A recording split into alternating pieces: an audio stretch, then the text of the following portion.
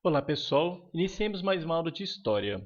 Nesta aula nós falaremos um pouco sobre as grandes navegações. Essa aula será baseada no livro de História, Sociedade e Cidadania de Alfredo Boulos.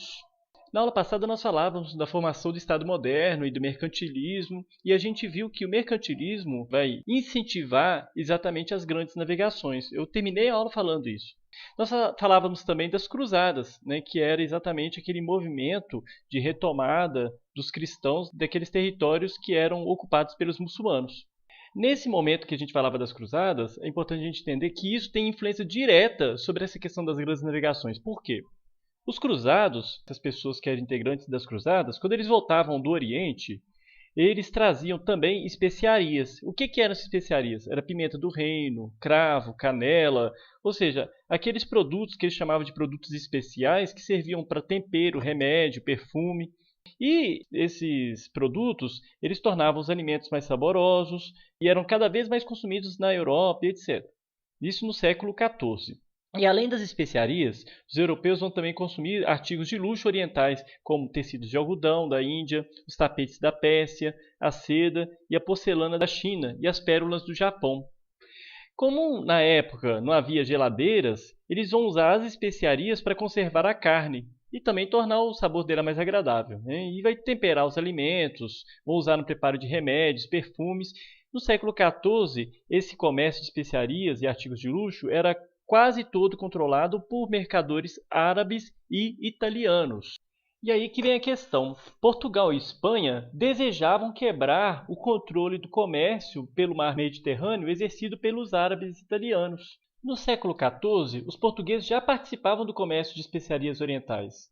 É que, a distribuir essas especiarias pela Europa, os mercadores italianos eles fundaram entrepostos comerciais em cidades portuguesas como Porto e Lisboa. Lá eles vendiam especiarias aos portugueses, que por sua vez as revendiam a Londres, Inglaterra e no norte da Europa. Só que o que acontece? Eles estão querendo ganhar mais lucro com isso. Para ampliar sua participação nesse rico comércio mundial, eles vão evitar o mar Mediterrâneo, que era controlado pelos italianos e árabes, e vão buscar essas especiarias na fonte, isso é, lá no Oriente. E vão tentar encontrar, inclusive, um novo caminho para esse Oriente, né, para poder tentar pegar essas especiarias a preços mais baixos e revendê-las na Europa com maior lucro.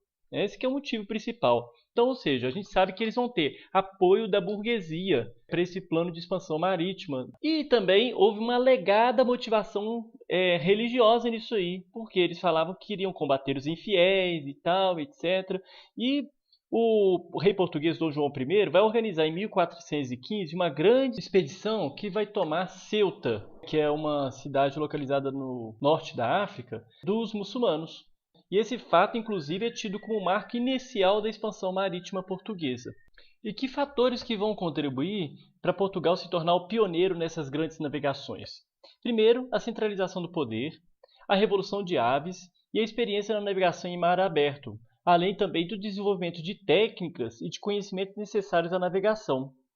Portugal foi o primeiro país europeu a possuir uma monarquia centralizada, como a gente viu na aula passada, um rei com controle sobre todo o território e os habitantes do reino. Também a Revolução de Aves, feita por mercadores portugueses, apoiados por populações humildes do campo e das cidades, vai fazer com que essa expansão aconteça. Por quê? Em primeiro lugar, o que vai acontecer? Vai subir ao trono Dom João I de Aves, que vai dar enorme apoio ao comércio marítimo e à navegação de longa distância. Então, a independência de Portugal vai fazer com que Portugal também queira avançar nesse território.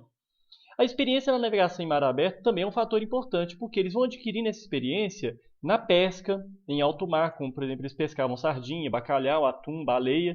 E no Reino de Portugal, a pesca era atividade econômica muito importante, pois a produção agrícola era insuficiente para alimentar a população. Então, esse desenvolvimento de técnicas e de conhecimentos necessários na navegação vai ser também um fator relevante, como, por exemplo, o aperfeiçoamento de mapas, da bússola, inclusive a invenção da caravela. Com a monarquia centralizada, mercadores ricos e o apoio de capitães experientes, de estudiosos e de construtores de navios, os portugueses vão contornar a África para chegar ao Oriente. Em 1488, Bartolomeu Dias vai contornar o Cabo das Tormentas, situado no extremo sul da África, como a gente pode ver por esse mapa. Para valorizar o feito, o rei de Portugal, Dom João II, vai mudar o nome do local para Cabo da Boa Esperança. E em 1498, Vasco da Gama vai chegar a Calicut, na Índia, iniciando relações comerciais diretas com os nativos da região. Com a chegada de Vasco da Gama à Índia, em 1498, os portugueses vão realizar o seu maior sonho, que era chegar ao Oriente, contornando a África. Ao regressar a Lisboa, ele vai trazer consigo uma fortuna em pimenta, canela, gengibre, e a venda dessas especiarias vai possibilitar aos investidores um lucro até de 600%, como dizem os historiadores. Então esse caminho marítimo vai fazer com que os portugueses ergam muitas feitorias nas áreas banhadas pelo Oceano Índico. Ao mesmo tempo, com a chegada de Cabral às terras brasileiras, os portugueses vão erguer feitorias também no litoral brasileiro. E apoiados nas suas feitorias africanas, asiáticas e americanas, eles vão passar a controlar boa parte do comércio pelo Oceano Índico e pelo Atlântico Sul. Portugal, então, vai se tornar a cabeça de um imenso império, o Império Ultramarino Português. Agora, existia também a concorrência espanhola. Os reis espanhóis, Fernando e Isabel, também se aplicavam na busca de um novo caminho marítimo para o Oriente. E em 1492, eles vão aprovar um audacioso plano do navegador Cristóvão Colombo. O plano de Colombo consistia em buscar o Oriente navegando em direção ao Ocidente, isto é, dando a volta em torno do mundo.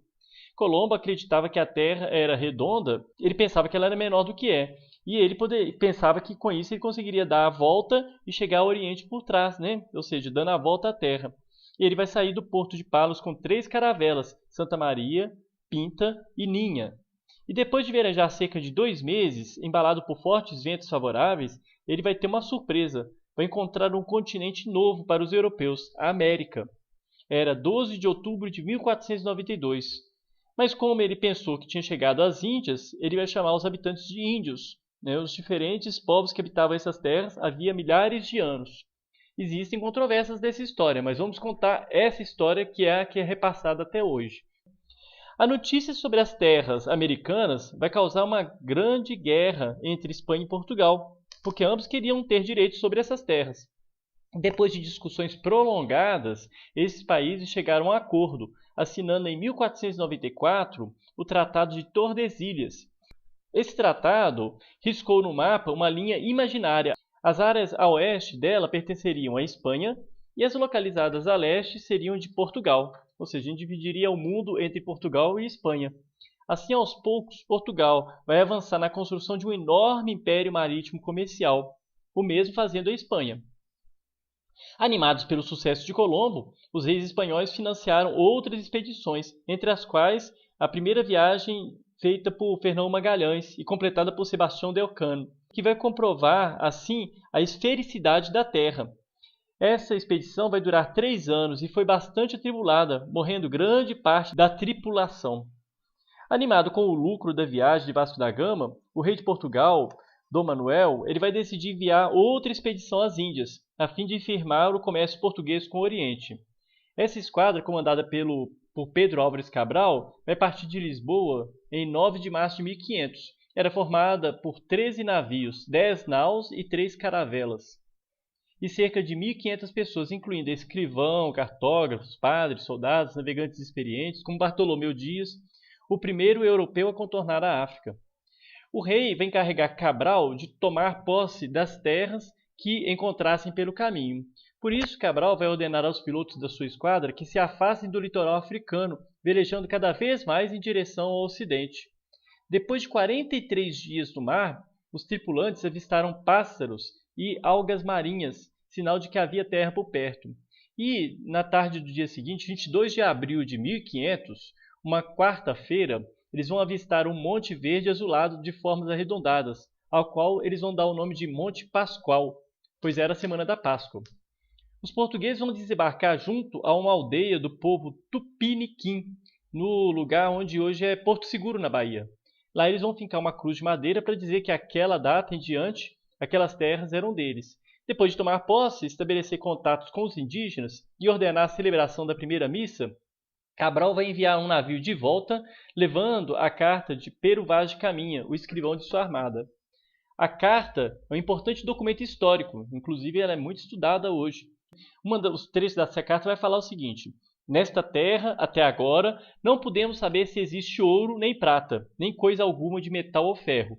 Porém, a terra em si é de bons ares, assim frios e temperados. As águas são muitas e infinitas. A terra é tão grandiosa que, querendo aproveitá-la, tudo dará nela, por causa das águas que tem. Porém, o melhor fruto que podemos tirar dela, me parece, será salvar esta gente, tornando-a cristã. E dessa maneira aqui, conta Vossa Alteza o que vi nessa vossa terra. Ou seja, de novo aquele argumento de que eles estavam ali também com um fundamento religioso. Só que nessa corrida, né, não ficou só Portugal e Espanha. Ingleses, franceses e holandeses também cobiçavam as especiarias orientais. Para chegar a elas, eles vão navegar em direção ao Oriente por diversos caminhos. Em 1497, Giovanni Caboto vai navegar a serviço da Inglaterra e vai tentar em vão encontrar uma passagem para o Oriente pelo extremo norte. Nesta viagem, ele vai explorar alguns pontos da América do Norte. Em 1534, o navegador francês Jacques Cartier vai buscar uma passagem para o Oriente pelo Oeste, através do extremo norte. Ele vai explorar o rio São Lourenço e tomar posse em nome do rei da França de parte dos atuais Canadá e Estados Unidos. Tanto os ingleses quanto os franceses daquela época dedicavam-se à pirataria. A gente falou sobre ela na aula passada, erguendo várias feitorias na África e na Ásia. Os franceses chegaram a invadir o Brasil 2 vezes, inclusive. A Holanda vai se lançar as navegações só no final do século XVI, mas em poucas décadas vai conquistar terras em diversos continentes. Região do Cabo, na África, Java, Ceilão, Ilhas Molucas, na Ásia, Nova Amsterdã, na atual Nova York, Antilhas e Nordeste do Brasil, na América. As grandes navegações vão provocar importantes mudanças no cenário mundial. Em primeiro lugar, o extraordinário crescimento do volume e do valor do comércio mundial. O Atlântico vai passar a ser mais importante do que o mar Mediterrâneo, como via de comércio. Com isso, a gente vai ter um declínio das cidades italianas e ascensão dos países banhados pelo Oceano Atlântico, como por exemplo Portugal, Espanha, Inglaterra, França, Holanda. Os europeus vão erguer vastos impérios coloniais e se apropriar da riqueza dos povos africanos, asiáticos e ameríndios. E também a gente vai ter uma tomada de consciência dos europeus do tamanho da terra e da enorme diversidade cultural entre os povos. E assim eu encerro essa pequena aula sobre as grandes navegações. É importante a gente ressaltar de que há algumas controvérsias nessa história, né? Por exemplo, que na época da assinatura do Tratado de Tordesilhas eles tinham real conhecimento de quais terras que existiam na América, etc. Existem também outras histórias contando que Pedro Álvares Cabral não chegou no Brasil por acidente, né, que na verdade ele já sabia o que ele estava procurando e assim por diante. Aqui nós não vamos entrar no mérito, aqui é só para poder explicar o que a história conta até então, né, vamos dizer assim, de um ponto de vista eurocêntrico. Né? Então, muito obrigado pela atenção, até a próxima aula.